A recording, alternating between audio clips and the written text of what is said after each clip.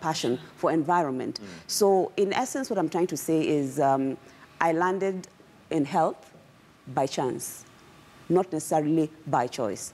But the choice came now later on after now I've done very many stories and I mean, got a lot of training, Florence being one of the trainers. So that is what actually helped me now to feel like, oh, this is something I can actually pursue long term.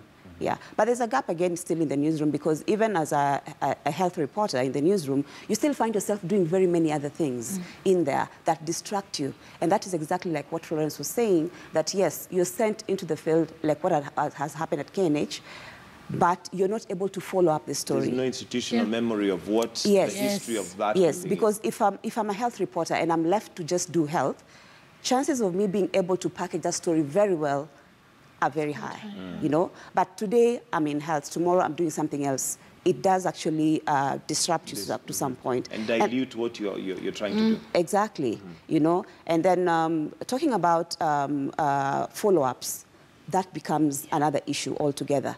Because today I'm working on the KNH story, tomorrow somebody else is the one who's picking up, and you know that very well in the newsroom. There's so much that is happening, so they're not able to pick up from where I left. So that becomes a problem. That is why we are, I can say, for lack of a better word, probably giving half-baked stories. They're not in depth. And what people really want to know, for instance, with this KNH story, is how did we get here? And that is what has not come out clearly. And probably that is what now we need to go back to. Yes. All right, Violet, I'll come to you in just a bit. But I just wanted to find out from Marie, the awards that you've won, what would you say has given you that cutting edge? Because we do have other health reporters, but for you to have won awards, there must be something that they picked from your reporting or from your stories. You know, I'm very grateful for trainers, people who have dedicated themselves to specifically train health journalists. I think that is the best thing that has happened to a health journalist in Kenya. I'm sure it happens in very many other parts of the world. But if I may mention, the organization Internews has done a superb job in training health journalists. That, for me, is what has completely, can I say... Giving you the cutting edge. Exactly.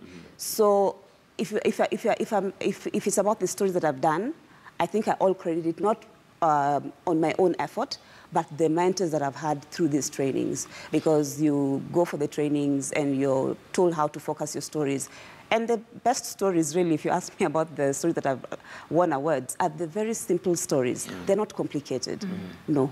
And they're human interest stories. Human interest stories. Yes. Violet, let's talk about or look at capacity, because like she mentioned, one of the issues might be health might be viewed by some as just another story. So it's the journalist who's not very busy, or it's on a not very busy day, or when a story like this breaks and it becomes a big story that will, you know, focus on health. Otherwise, you don't have somebody who's specializing purely on health. Do you think we need to build capacity within our newsrooms to specifically look at health? Because health is a major issue for everyone. I think for me, before we talk about capacity, we need to take a step back and look and define who is a health reporter. Correct. Is it just anyone who shows up in the newsroom or in the interview and say, I can do health reporting? A reporter. No. I think a health journalist is somebody who consistently does stories around health. And health is diverse. It could be around diseases, it could be around nutrition, it could be anything around health.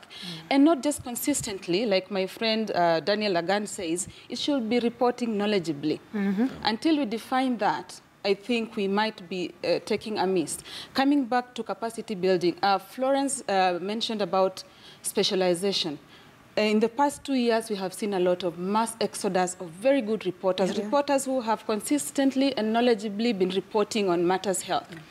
Then I don't know whether it's the issue of just rent picking or maybe, I don't know what happens in the newsroom.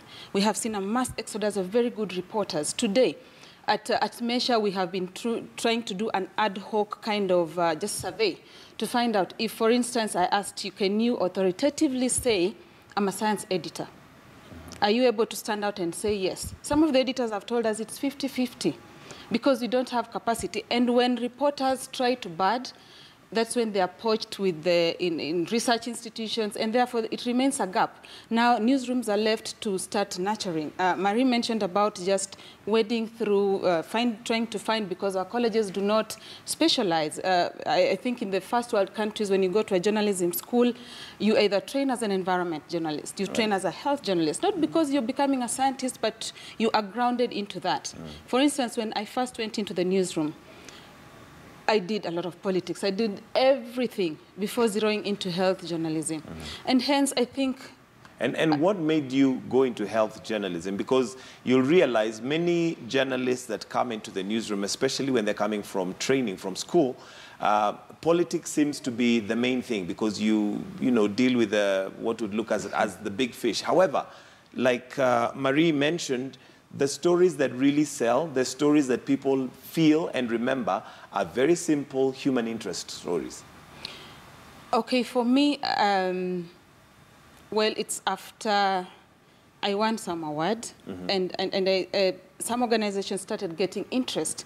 But besides that, when I used to grow up around my neighborhood, I used to see, women just dying from diseases that you should not be dying from. I think I took interest from that, and it got embedded in me.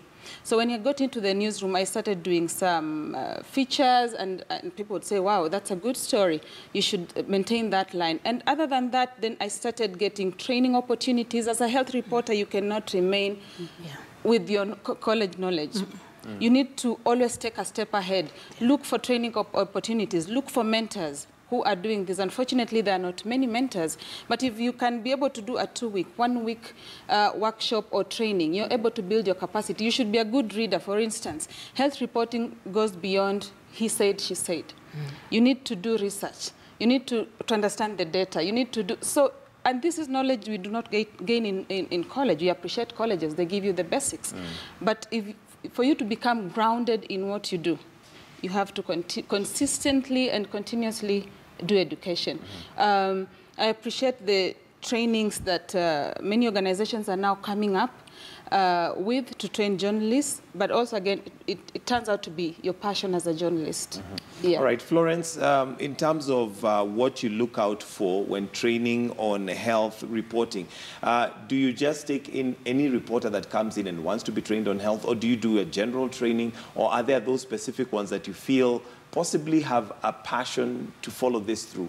I actually look through, because I train around Africa and Asia. I look through, consistently read newspapers, consistently listen, watch TV, listen to radio, and see that one person who is constantly going out of her way to do something.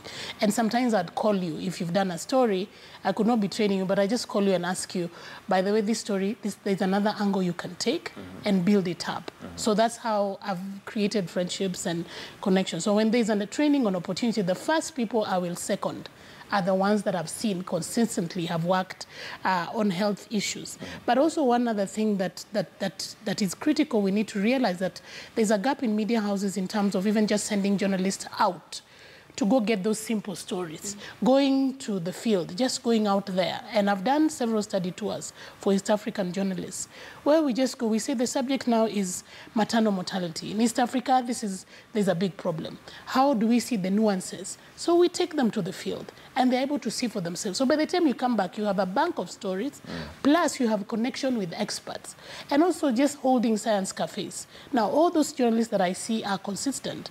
Like within Nairobi, for 2 years, I decided to just do science cafe. So it means you're done with your work in the evening, come, we sit down, have a drink, bring experts on board. Get somebody, like, for example, let's look at Louis Otieno's story. He's getting a cochlear implant. What is that? What is that? How would we make somebody understand that somebody one day wakes up and becomes deaf? Why can't we make somebody understand that it is possible to get deaf like that? But what is the science around it? So bring Professor Karanja, for example, who is a very, very, very well-known professor in terms of, dealing with ENT. Sit down with him and educate the journalists, and that's what I used to do. And so what I look for is that passion, like she said. Because for me, turning out to be a health journalist, I had an opportunity to go to a conference in Turkey. And during that time, that is when I was my turning around. I met our health minister then, and that conference was about Kenya and other nations are going to be withdrawn from funding on family planning. That's also where I learned that we have no budget line whatsoever on contraceptives. Yet we are telling people, don't give birth to many children, space your children, and we are not putting money as a country to stop women from getting children they don't want to get. So from there I was like, what is this? So when we came back, I started writing stories, and I saw many NGOs coming to me, and they started pushing for budget lines. Eventually, we got a budget line on contraceptives. So the government is at least now putting money in it. So as a health journalist, it's the passion, and then the interest. Subscribe to Lancet. Start seeing these new researches that are coming up, so that when you read and you don't understand, you get the local experts, ask. All right. Yes. And, well, in case you're joining us now, we're looking at reportage on health. And, we're going to take a short break right now, right here in the newsroom, but we'll be right back where we continue with this conversation.